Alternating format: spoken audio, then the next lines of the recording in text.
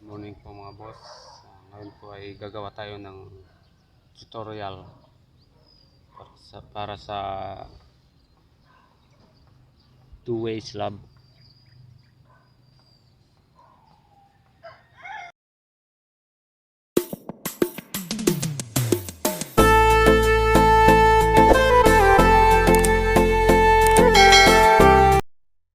Ayan po yung sa dulo biga.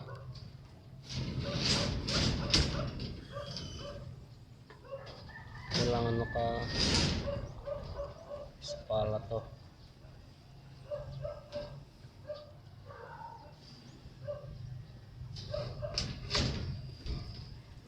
Lahat ng sa biga iskwalado lahat yan.